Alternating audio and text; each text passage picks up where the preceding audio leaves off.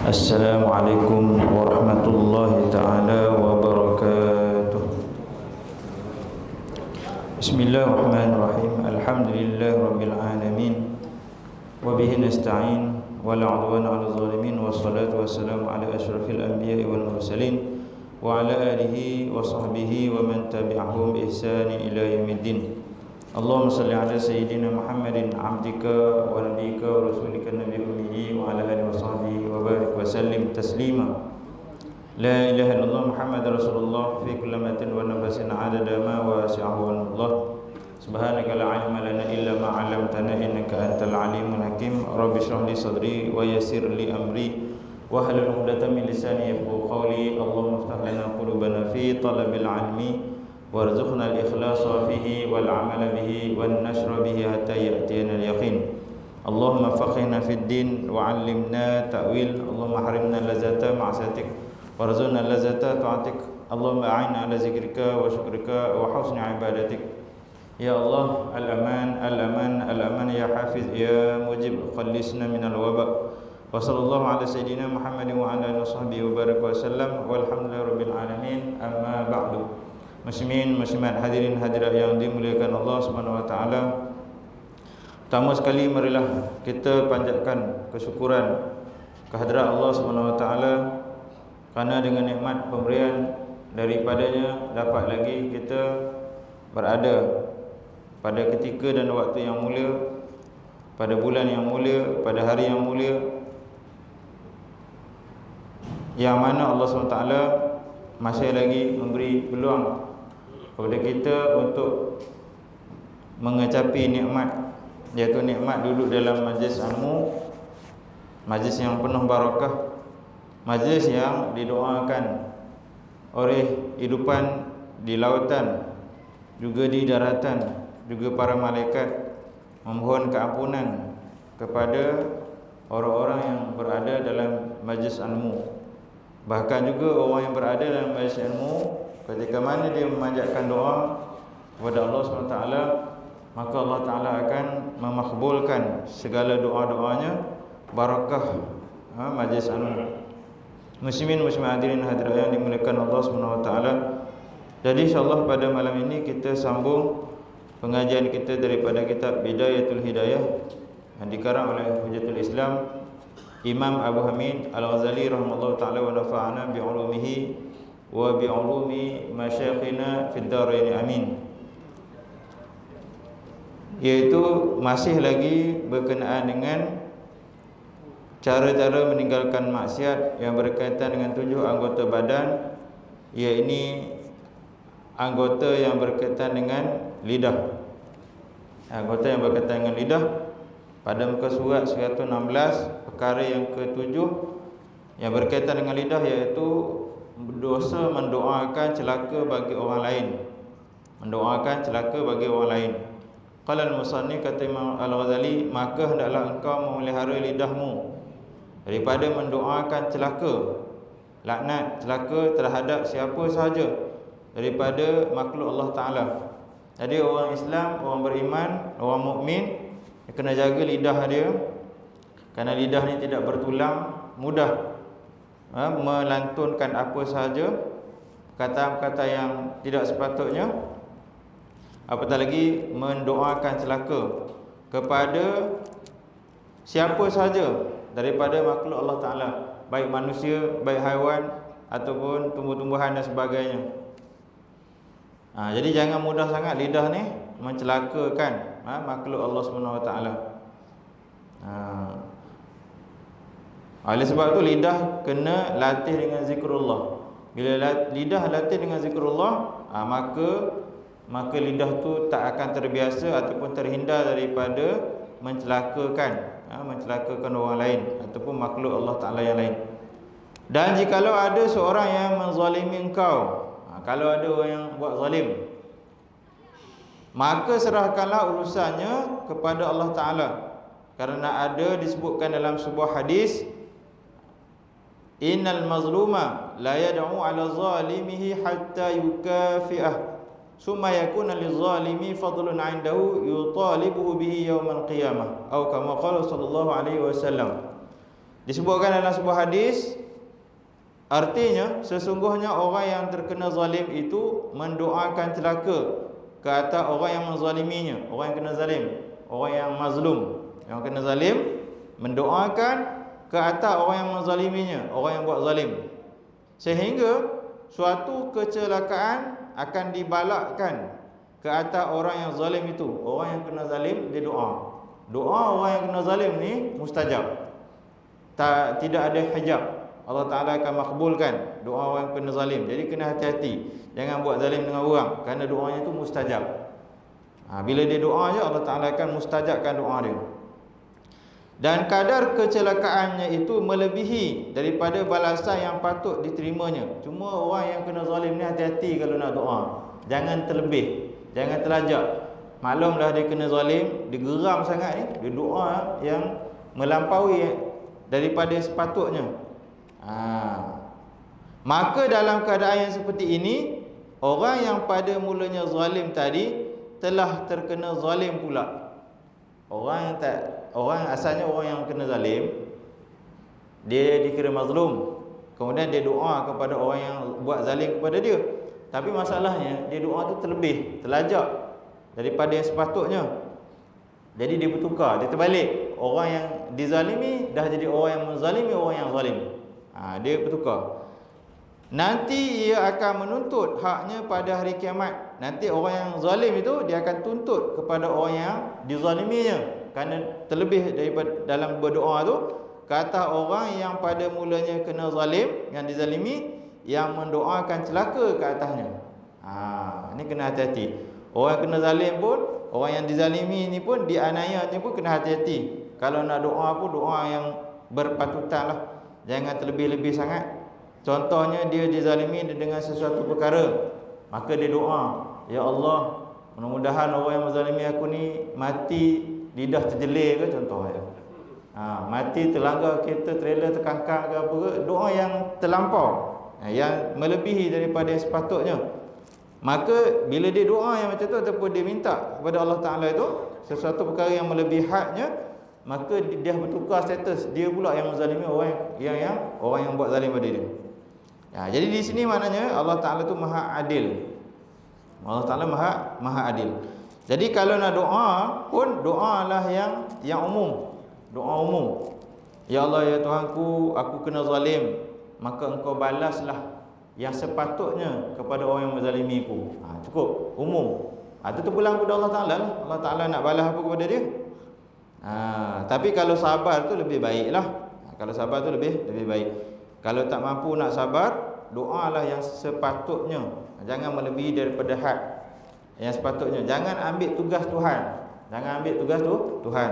Nak menghukum orang yang zalim tu melebihi daripada had yang sepatutnya. Ini kena beringat. Ada seorang yang sangat memaki Al-Hajjaj. Pada ketika dahulu ada seorang yang dia maki hamun kepada Al-Hajjaj Yusuf As-Saqafi. Hajjaj Yusuf As-Saqafi ni terkenal dalam sejarah. Dia ni gubernur Kufah yang alim. Dia gubernur, dia alim. Yang alim. Kalau mungkin zaman sekarang ni mungkin menteri lah kot. Gubernur, DO lah dan sebagainya, yang alim tetapi banyak buat zalim. Dia alim, banyak ilmu, tapi dia banyak buat kezaliman. Diceritakan dalam sejarah, dia bunuh berapa ratus ribu orang ulama. Dia bunuh, dia ni, dia punya zalim dia bahkan dia bunuh sahabat juga. Ada sahabat yang dibunuh, dia menjadi gubernur di zaman pemerintahan Bani Umayyah. Ni dia punya jahat tak jahat, tapi dia ada jasa dia. Di antara jasanya apa? Meletakkan baris dalam Al-Quran. Tak baris. Tu jasa dia. Ni jahat tak jahat ni Hajjaj Yusuf As-Saqafi ni.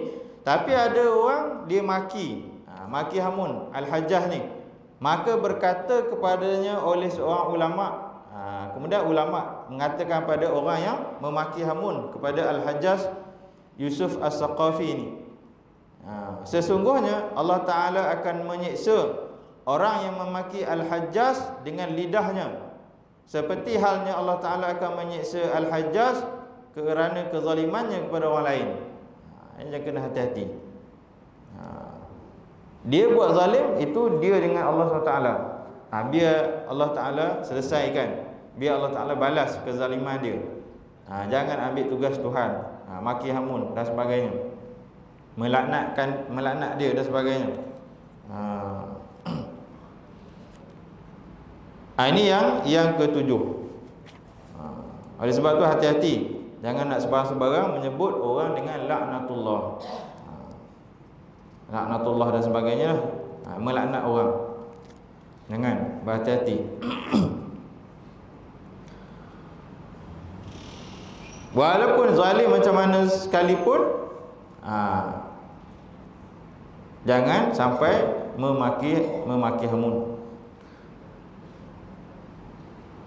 Hatta Nabi Musa AS pun Allah Ta'ala perintahkan, bila jumpa dengan Fir'aun, cakap elok-elok, kan? Cakap dengan bahasa yang baik.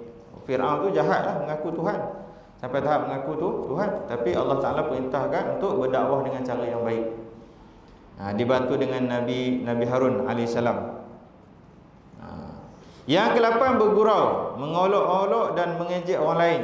Ini suka bergurau, suka mengolok-olok orang, mengejek orang lain. Ini juga adalah dosa lidah. Maka hendaklah engkau memelihara lidahmu daripada mengolok-olok dan mengejek orang lain, sama ada dalam bentuk percakapan yang bersungguh-sungguh ataupun dalam bentuk bergurau-gurau sahaja. Jangan, sama ada yang betul-betul ataupun bergurau. Kerana perbuatan yang demikian menghilangkan air muka dan menghilangkan rasa haibah gerun, dan terkadang membawa kepada rasa jauh hati dan menyakitkan hati. Ni lidah ni. Lidah ni bahayanya lebih daripada benda-benda yang tajam yang lain. Kena hati-hati. Maka dari situlah bermulanya pertengkaran. Ni kadang-kadang bergurau-gurau, mulanya bergurau saja. Kemudian bertukar kepada pertengkaran, kemarahan, yang akhirnya membawa kepada putusnya hubungan dan permusuhan dalam hati. Ini kena hati-hati. Orang hari ini sampai tahap berbunuh-bunuh. Mula dia pada apa? Lidah. Lidah punca dia. Bergurau tak kena tempat, bergurau dengan gurau yang kasar, sebut perkara-perkara yang tidak disukai, dibenci oleh orang lain. Ini menyebabkan berlakunya pertengkaran, bahkan sampai pembunuhan. Maka janganlah engkau bergurau dengan seseorang, bahkan jikalau mereka cuba mengusik engkau, maka jangan engkau peduli. Maknanya kalau ada orang bergurau kasar dengan kita, maka kita jangan peduli. Buat tak tahu saja, buat endah tak endah saja.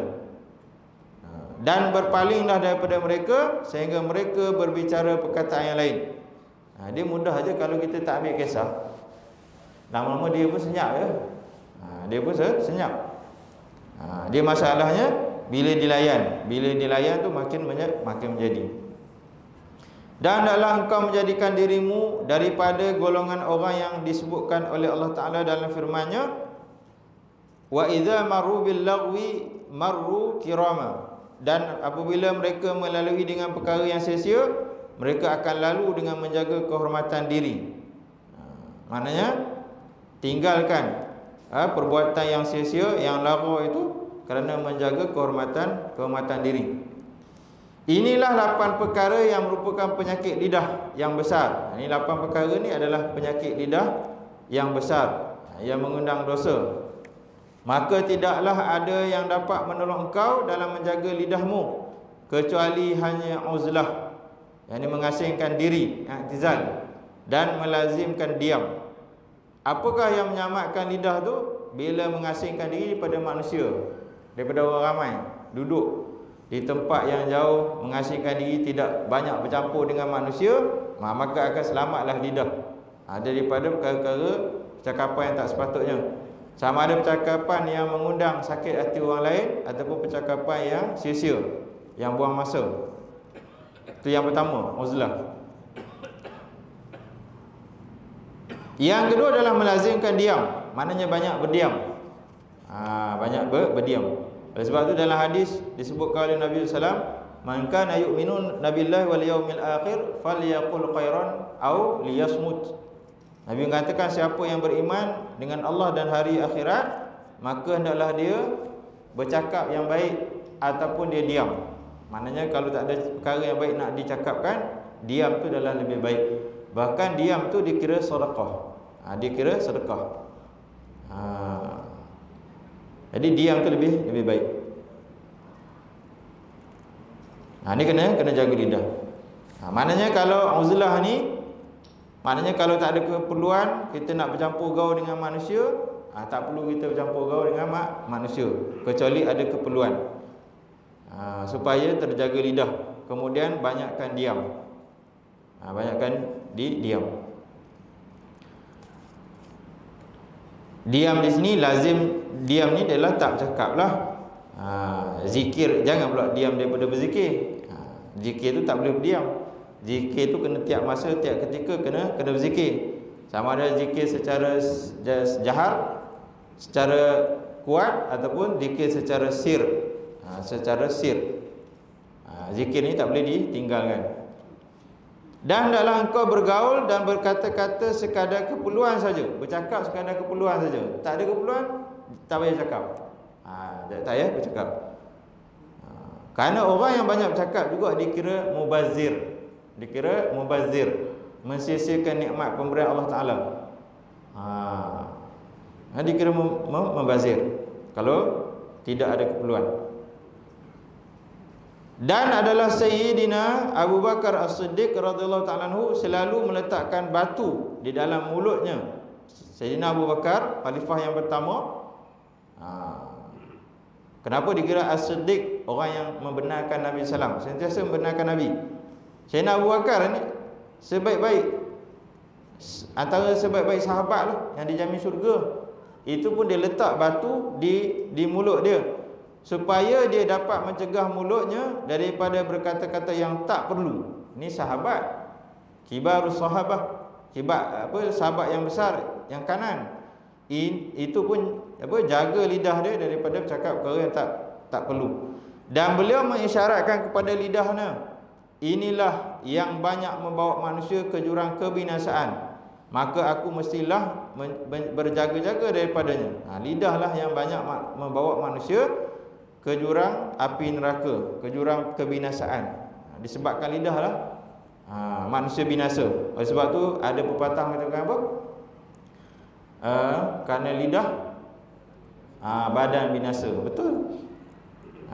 Kerana lidahlah badan binasa. Kena jaga lidah. Maka jagalah lidahmu baik-baik, kerana ia adalah alat yang paling berkesan dalam membinasakan engkau, baik di dunia ataupun di akhirat. Lidah ni, kalau manfaat dia, lidah ni berkesan kalau dalam menyampaikan dakwah, menyampaikan perkara yang makruf. Sangat berkesan terhadap hati.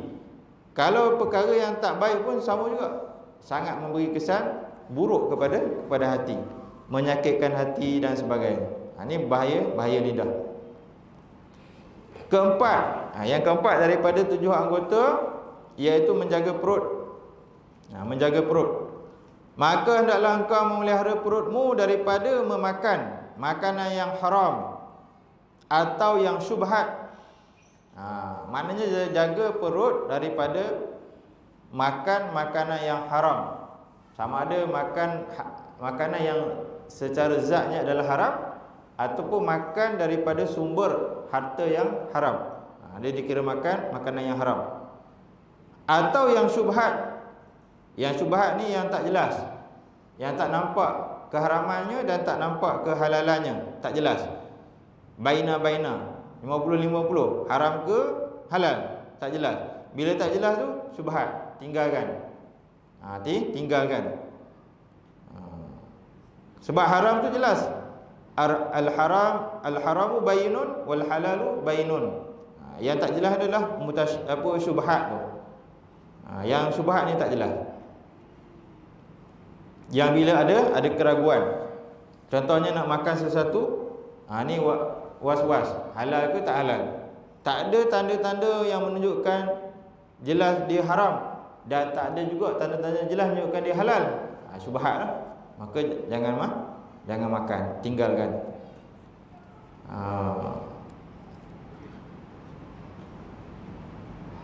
Dan berusahalah untuk mencari makanan yang halal. Cari makanan yang halal.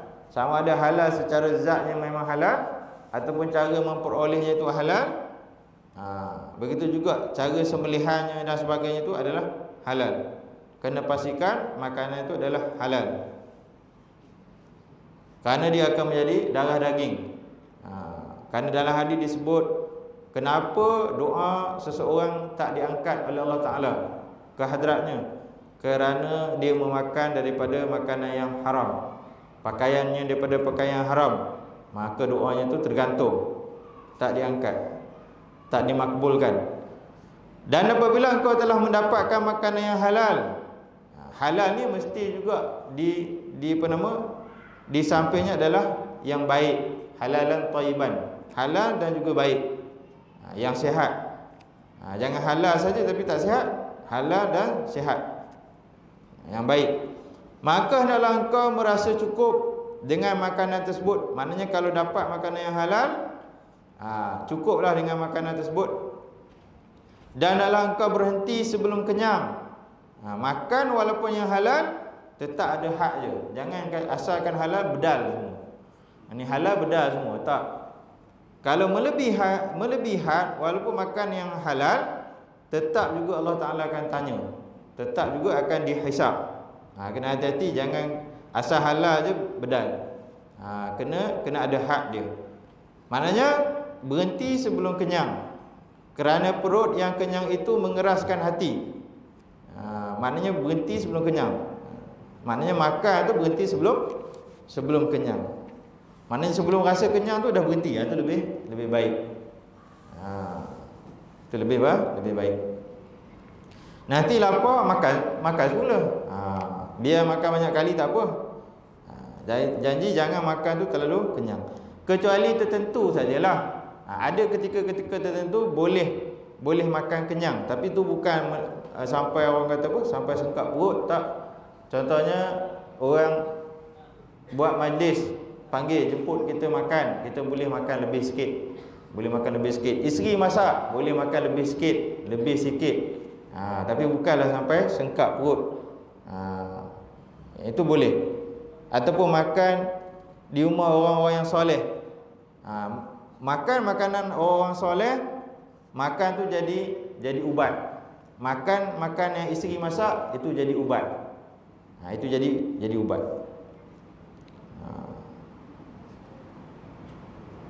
Dia ada 7 tahap dia. Tahap pertama, kedua, ketiga tu boleh lagi.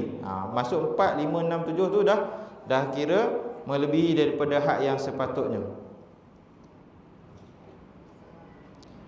Kenapa? Bila makan terlalu kenyang, dia mengeraskan hati. Hati jadi keras, susah nak terima nasihat, susah nak dengar cakap, susah nak masuk ilmu dan sebagainya.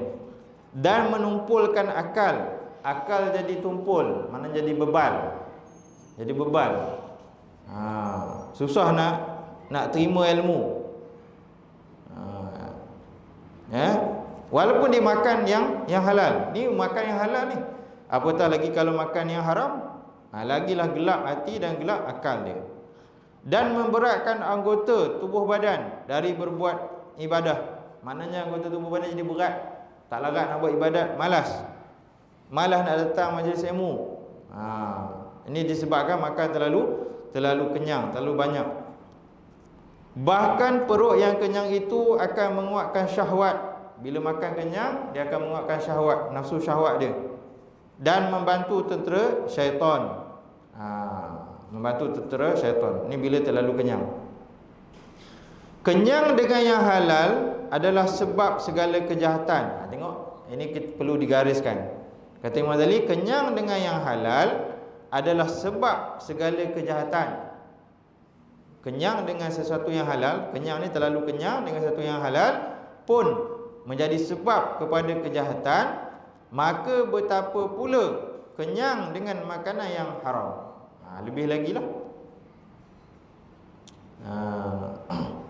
Oleh sebab tu Nabi ajar makan sedikit saja, makan sekadar untuk menjaga nyawa saja. Makan tu sekadar istilahnya lapik perut saja. Kalau istilah orang dulu-dulu, makan tu sekadar lapik perut saja. Bukan sampai kenyang, sampai orang kata apa, sengkak perut. Oleh kerana itu, mencari makanan yang halal adalah wajib atas setiap orang Islam. Cari makanan yang halal itu adalah wajib. Wajib. Jadi nak cari makanan yang halal pun dia kena ada ilmu lah, kena ada tahu lah macam mana makanan-makanan yang halal, sumber-sumber yang halal dan sebagainya. Kena ada ilmu, baru dia dapat mencari makanan tu adalah makanan yang halal. Jangan asalkan masuk kedai orang Islam halal semua. Tak semestinya. Tak semestinya. Tah dia ambil sumber-sumber yang syubhat, boleh jadi. Kita tak tahu. Itu kena pastikan, itu kena pastikan. Tapi ghalib kata kebiasaannya orang Islam pastilah dia jaga perkara-perkara tersebut. Kebiasaannya begitu.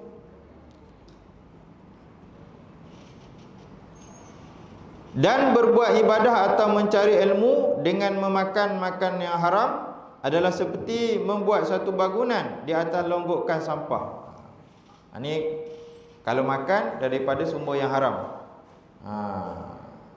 Buat ibadat, cari ilmu pun seumpama dia bina bangunan di atas longgokan sampah.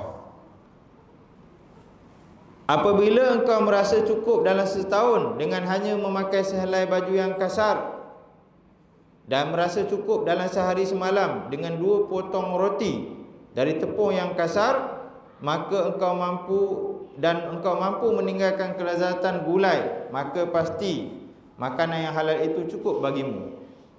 Imam Ghazali bagi ni adalah misal sesuai dengan zaman beliau. Kalau zaman kita ni, sesuai dengan zaman kita ni, pakaian yang kita nak pakai tu adalah pakaian yang cukup dalam tempoh setahun katakan.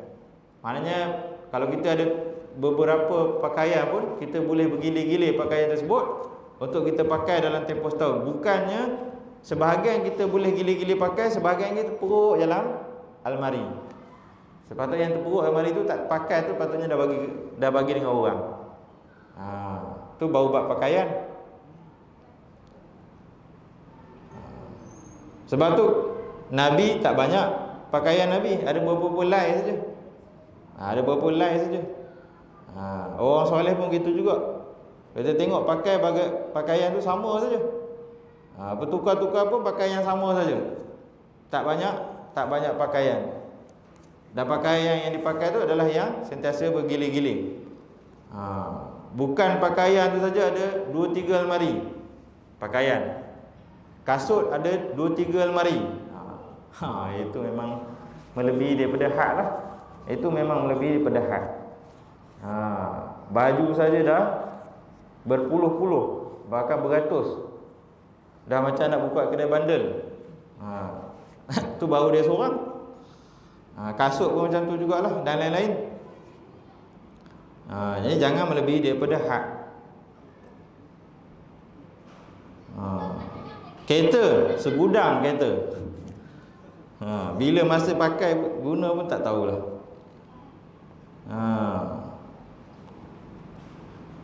Jadi maknanya pakaian ni biar sekadar sajalah. Sekadar saja yang kita perlu. Begitu juga makanan. Makannya sekadar-sekadar yang perlu saja. Yang sekadar diperlukan saja. Contoh di sini Imam Ghazali bagi roti lah, kalau kita nasi lah. Nasi kan, sekadar yang mananya yang dimakan tu sekadar untuk keperluan saja. Dan engkau mampu meninggalkan kelezatan gulai, maka pasti makanan yang halal itu cukup bagimu. Mana kadang-kadang diri kita ni kena latih untuk tak makan sedap-sedap sangat. Dia kena latih. Bukan kata tak boleh makan sedap langsung. Sekali-sekala tu boleh lah. Tapi jangan terlalu sangat diajar nafsu diri untuk makan tu terlalu sedap. Kenapa? Kerana dia akan leka, lalai. Sebab tu nafsu tu kena ajar jangan terlalu sedap dengan dunia. Tengok Nabi tidur atas apa?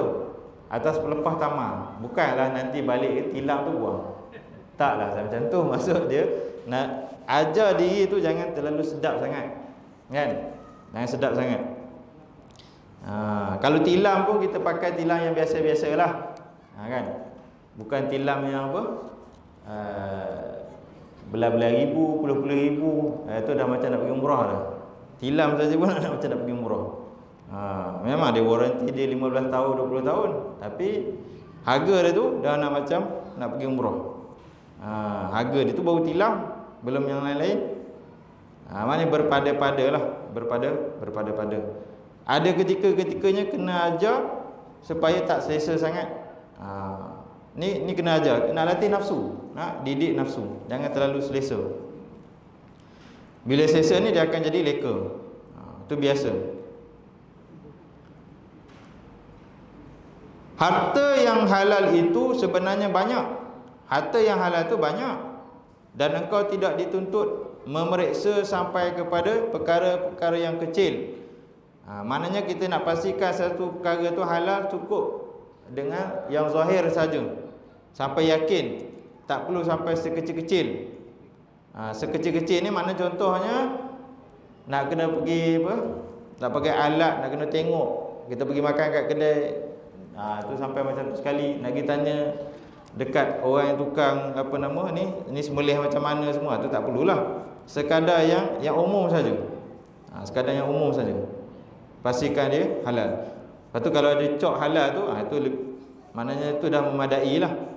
Kecuali kalau ada was-was kat situ, ada keraguan, barulah maknanya ditinggalkan. Walaupun ada cok halal, kadang-kadang dia ada keraguan juga, ditinggalkan. Itu lebih baik.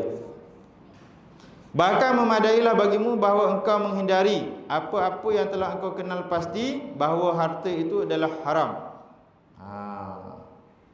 Atau engkau sangka bahawa ia adalah haram dengan bukti-bukti yang nyata yang telah ada pada harta tersebut. Kalau datangnya bukti-bukti, kalau orang ada maklumkan bahawa makanan ni sekian-sekian ni adalah haram ataupun ada syubhat, katakan.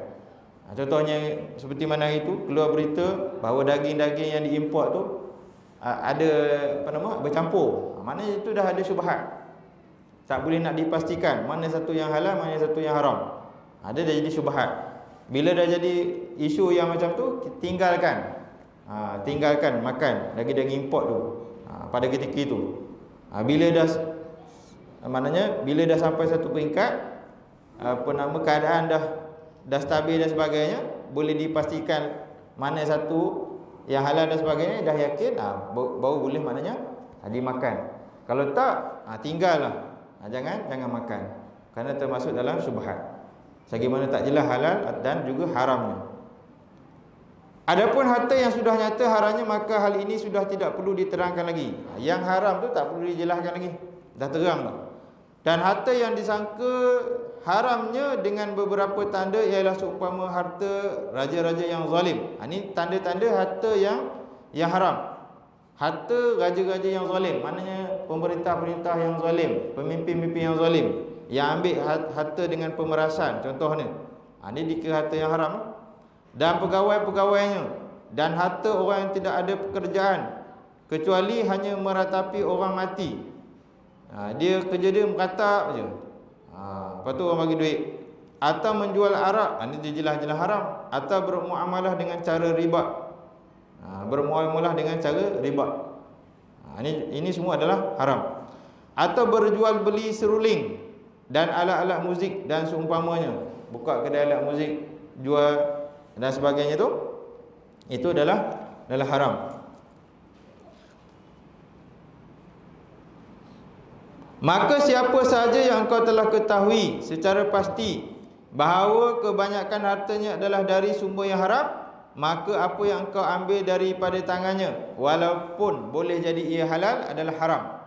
Contohnya, kita dapat kenal pasti orang ni sumber harta dia adalah sumber yang haram. Kita tahu memang dia terkenal dengan pendapatan dia haram. Apa sahaja harta yang dia bagi, kita tak boleh ambil, dikira haram. Dikira haram. Walaupun boleh jadi ada halal dia. Sebab kita tak pasti yang mana satu halal tu. Jadi haram. Haram ambil harta tersebut. Maknanya kalau ada orang yang macam ni, dia bagi harta dia, kita tahu dia memang sumber pendapatan dia daripada yang haram, maka harta dia yang kita ambil, kalau kita nak ambil, boleh ambil tapi bukan untuk kegunaan peribadi. Pergi buat jalan ke, buat ke apa, untuk keperluan umum tu boleh. Buat jalan, buat apa, dewan ke, tu boleh, kegunaan umum, bukan kegunaan peribadi. Di antara harta yang jelas haramnya adalah harta wakaf yang dimakan tidak mengikut syaratnya. Harta wakaf yang dimakan tak mengikut syarat-syaratnya. Seperti orang yang tidak bersungguh-sungguh mengaji, maka haram ia mengambil harta atau makanan yang diwakafkan khusus kepada pelajar yang ada di dalam madrasah itu.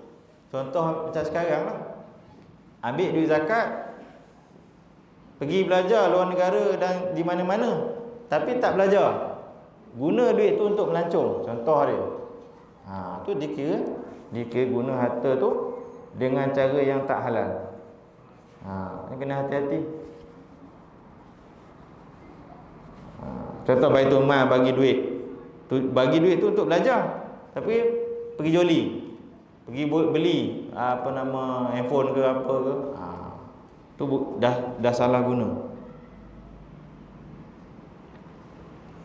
Dan siapa yang mengerjakan maksiat, maka akan ditolak segala syahadahnya, persaksiannya. Orang yang buat maksiat, orang yang fasik, tak layak jadi saksi, tak boleh diterima kesaksian dia. Ni dia ditolak. Kalau dalam kitab Jawi dulu, tak pakai kopiah saja dikira tidak siqah, tak boleh terima persaksian dia. Dan kitab Jawi lah. Dia punya syadid ni. Sekarang ni kalau buat macam tu, ramai lah yang tak pakai kopiah. Yang pakai kan. Maknanya kalau orang buat maksiat, dia tak boleh diterima persaksian dia, tak boleh jadi saksi, fasik. Dan begitu pula haram mengambil harta atas nama tasawuf bagi orang yang bukan ahli tasawuf. Zaman dulu dia ada tempat-tempat tasawuf, pondok-pondok tasawuf, zawiyah, qanqah. Jadi akan ada harta daripada harta kerajaan untuk pondok-pondok tasawuf ni. Macam zaman sekarang ni pondok-pondok lah, pondok-pondok madrasah, dibagi harta tu. Tapi kalau orang yang mendirikan zawiyah tu, qanqah tu bukan orang tasawuf, maka haram dia ambil harta tersebut, haram dia terima harta tersebut. Harta wakaf yang dikhususkan untuk mereka tu, kalau dia bukan ahli dia, kalau dia bukan ahli. Dan telah kami sebutkan keterangan yang luas tentang harta syubhat, halal dan haram di dalam kitab Ihya Ulumuddin. Dalam kitab Ihya Ulumuddin ada 5-6 jilid tu, tebal. Mazali dah terang tu dengan lebih detail, mana satu harta syubhat, mana satu harta halal, mana satu harta yang haram. Maka dalam kau merujuk ke sana, dalam kitab Imam Ghazali tu, dalam masalah halal dan haram, juzuk yang kedua. Kerana mengetahui cara mencari harta yang halal ini ialah wajib. Cari harta yang halal ni adalah wajib. Wajib ni wajib mengaji lah, wajib tahu. Zaman sekarang buat macam-macam, nak cari rezeki tu ini dan sebagainya, nak dapatkan sumber pendapatan, tapi ada ketikanya tak sesuai dengan apa yang dibenarkan oleh syarak. Ni kena hati-hati. Sebab tu kena ada ilmu, kena belajar.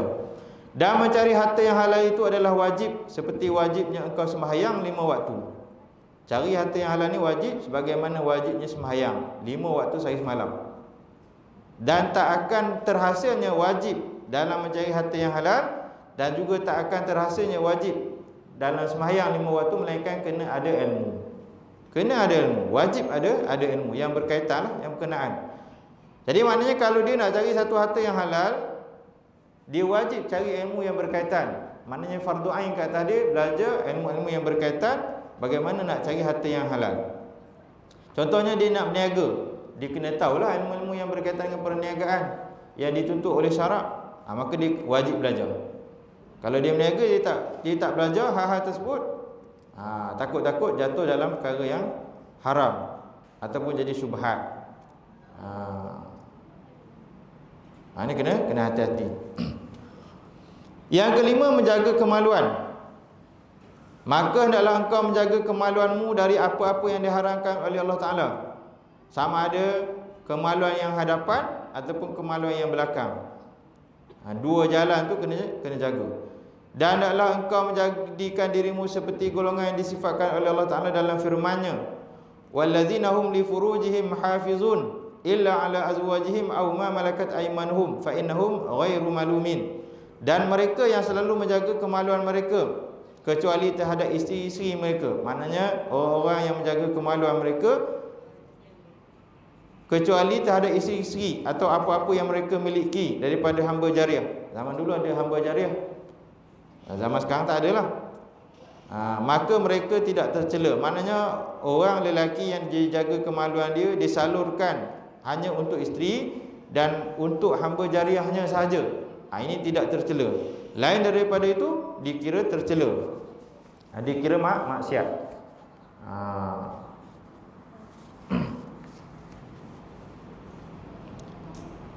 Dan engkau tidak dapat menjaga kemaluanmu kecuali apabila engkau menjaga matamu daripada melihat yang haram. Tak dapat jaga kemaluan melainkan mesti jaga mata daripada melihat perkara yang haram. Kerana hasil daripada melihat perkara yang haram itulah menyebabkan susah nak jaga kemaluan daripada melakukan maksiat yang berkaitan dengan kemaluan. Dan engkau menjaga hatimu supaya ia jangan berfikir yang bukan-bukan. Selain dari itu, kena juga jaga hati, jangan berfikir-fikir yang bukan-bukan. Maknanya kalau hati terfikir tentang sesuatu perkara yang bukan-bukan, cepat-cepat cepat-cepat padamkan dia. Padamkan, jangan biar berlalu macam tu. Bahaya. Dan menjaga perut daripada makanan yang syubhat ataupun berlebih-lebihan dalam makan yang halal, kerana semuanya itu adalah penggerak bagi syahwat dan merupakan sebab bermulanya syahwat. Jadi maknanya jaga kemaluan. Oleh sebab itu, orang yang berkahwin apabila disalurkan kemaluan dia kepada perkara yang dibenarkan oleh syarak, dia dapat pahala lah. Dia jadi ibadat. Maksudnya orang yang berkahwin, dia bersama suami isteri itu jadi ibadat. Asalkan dia buat tu betul-betul lah, jaga adab dan sebagainya, maka dia jadi ibadat. Jadi apa sahaja yang dibuat dalam kehidupan kita sesuai dengan syarak, maka dia jadi ibadat. Walaupun asal dia perkara itu perkara dunia, bukan perkara asal agama. Dia perkara dunia, tapi buat sesuai dengan syarak, maka dia jadi ibadat. Oleh sebab tu agama tak boleh diasingkan daripada kehidupan. Tak boleh kata kehidupan, agama, maka jadilah sekular. Maka akan jadilah secularism. Agama lain, kehidupan lain. Islam tak macam tu. Islam menjaga semua perkara yang berkaitan dengan aspek kehidupan, semuanya ada kaitan dengan agama. Tak ada satu perkara yang tak ada kaitan dengan agama. Semua ada kaitan dengan agama. Kalau kita kata sikit lagi, kalau kita kata yang agama saja kaitan dengan agama, yang dunia tak ada kaitan dengan agama, habis tu di akhirat esok tak dihisap lah. Tak dihisap lah perkara yang kaitan dunia. Seolah-olah macam ada dua Tuhan. Seolah-olah macam ada dua Tuhan. Padahal tak macam tu. Jadi mudah-mudahan dengan perkongsian yang yang seberingkas ni dapat kita ambil manfaat, terutamanya untuk diri saya, dan kita jaga diri kita dan anak isteri kita daripada perkara-perkara yang dimurkai oleh Allah SWT. Mudah-mudahan dengan barakah kita belajar ni, kita dapatlah jaga tujuh anggota badan kita daripada perkara yang maksiat. Bahkan 7 anggota kita ini kita dapat gunakan untuk manfaat manfaat akhirat, mencari redha Allah Subhanahu Wa Taala. Mudah-mudahan Allah Taala terima segala amal ibadah kita, terima segala masa yang kita gunakan untuk kita menuntut ilmu di antara maghrib dengan isyak ni, dan apa sahaja yang berada di sekeliling kita ni mudah-mudahan menjadi saksi di akhirat nanti, menunjukkan bahawa kita memang benar-benar mencari redha Allah Taala melalui jalan ilmu. Karena dengan jalan ilmu itu sajalah akan mensahkan ibadat kita. Tanpa jalan ilmu, maka ibadat kita tak dapat nak disahkan. Tak dapat dipastikan sah ataupun tidak. Hanya dengan ilmu saja. Jadi sekadar itu saja yang dapat disampaikan. Yang baik itu daripada Allah SWT. Lemah kurang tu daripada diri saya sendiri, mohon maaf salah silap dan sebagainya. Wallahu a'lamu bissawab wa ilaihi marji'u wal ma'ab wa billahi taufiq wal hidayah. Wassalamualaikum warahmatullahi taala wabarakatuh.